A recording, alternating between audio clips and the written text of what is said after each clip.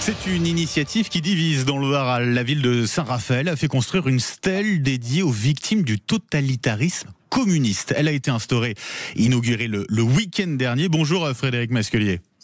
Bonjour. Et merci d'être avec nous ce matin. Vous êtes le maire LR de Saint-Raphaël. Pourquoi avoir érigé une stèle en hommage aux victimes du communisme? Qu'est-ce qui vous a poussé à prendre cette décision-là?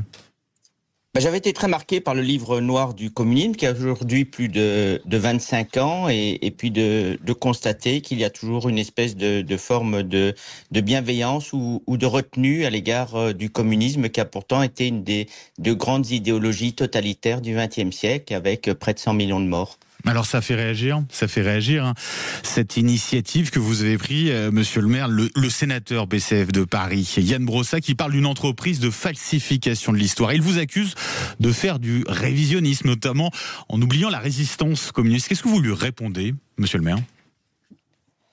La résistance communiste a eu bon dos pendant plusieurs décennies. Alors il est évident que vous avez eu des héros pendant la Seconde Guerre mondiale et des résistants communistes, mais qui étaient eux-mêmes tenus dans l'ignorance pendant ce temps de l'horreur des goulags. Et vous avez d'ailleurs de très nombreux résistants communistes qui ont cessé d'être communistes dans les années qui ont suivi. Et puis ce qui est scandaleux, ce sont les guillemets que monsieur Brossa a mis à côté des centaines de millions de morts du communisme. Donc je pense que, je ne sais pas s'il est dans le négationnisme ou dans le révisionnisme, mais en tout cas, il y a toujours un aveuglement des communistes qui tentent de limiter l'horreur du communisme au stalinisme, alors qu'on voit que ces horreurs lui ont très largement perduré partout dans le monde et que le communisme en lui-même porte une idéologie totalitaire, parce qu'à partir du moment où vous supprimez toutes les libertés, à partir du moment où vous supprimez le droit de propriété, à partir du moment où vous supprimez la liberté d'expression, tout ceci ne peut évidemment tenir qu'avec un appareil répressif, brutal, avec des délations, avec des emprisonnements, enfin tout ce que nous on a pu voir dans l'ensemble des régimes communistes. On vous accuse de renvoyer dos à dos les victimes du communisme et celles du nazisme. Que répondez-vous à cela ? Qu'il s'agit de deux horreurs absolues. Il ne s'agit absolument pas de minorer les horreurs du nazisme, l'abomination de la collaboration de Vichy. Nous avons d'ailleurs eu l'occasion à Saint-Raphaël d'inaugurer une stèle en mémoire au juste, de refaire également la stèle qui existait pour commémorer et honorer les héros de la résistance. Vous avez eu deux totalitarismes au XXe siècle, le communisme et le nazisme, et n'en déplaise aussi aux communistes. Vous comprenez que ça fasse autant réagir, cette stèle ?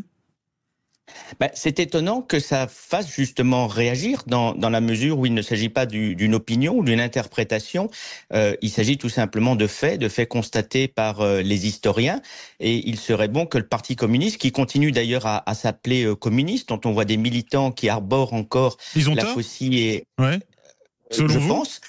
Il est interdit d'ailleurs dans certains pays et assimilé d'ailleurs dans certains pays d'Europe de l'Est au nazisme. Lorsque l'on voit encore des jeunes qui portent des t-shirts à l'effigie de Mao, lorsque la faucille et le marteau est également mis en avant, tout ça est quand même relativement inquiétant dans la mesure où la réalité historique montre qu'il s'agit d'une doctrine qui est intrinsèquement totalitaire et liberticide. Est-ce que vous avez prévu d'organiser devant cette stèle dédiée aux victimes du totalitarisme communiste, est-ce que vous avez prévu d'organiser des cérémonies officielles chaque année ?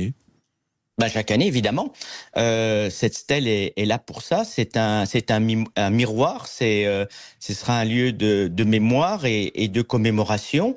D'ailleurs, je constate qu'il y a de très nombreux soutiens aussi à l'égard de cette initiative. Donc, je pense même qu'elle risque de faire un certain nombre d'émules dans d'autres communes, dans la mesure où cette prise de réflexion à l'égard de l'atrocité liée au communisme, doit bien entendu, je dirais, s'ancrer et se développer. Ça devient même urgent. C'est ce qu'on nous apprend à l'école. De totalitarisme. Oui, mais on en le limite l'occurrence. souvent à la période. On le Ouais. limite souvent à la période stalinienne, comme si après la mort de Staline, tout ceci avait disparu. Hmm. Or, on voit qu'en Union soviétique, ça a duré jusqu'en 1989. Les pays d'Europe de l'Est ont tous vécu sous le joug soviétique et communiste. On le voit en Amérique du Sud, on le voit également en Asie, en Chine, au Cambodge, au Vietnam. Partout où cette idéologie a été au pouvoir, eh bien, vous avez eu un appareil répressif puissant qui s'est mis en place parce qu'on ne Hmm. peut pas avoir un régime communiste sans oppression. C'est votre point de vue, en tout cas. Votre initiative fait des émules. Déjà, dans le Pas-de-Calais, le maire RN de Hénin-Beaumont compte lui aussi ériger une stèle comme la vôtre. C'est une fierté, vous en félicitez d'inspirer comme ça d'autres communes? Il n'y a pas que Monsieur Briouat, c'est une bonne initiative puisque elle reprend la nôtre, mais on a le soutien également de Monsieur Liznard, qui est le président des maires de France, et à Monsieur Thériault, qui était également l'ancien secrétaire d'État aux anciens combattants et aux armées. Vous avez également le Parti des Républicains qui a soutenu la démarche. Donc on voit que cette initiative a été très largement soutenu. Donc aujourd'hui, il faut juste un petit peu de courage, je dirais, pour la développer.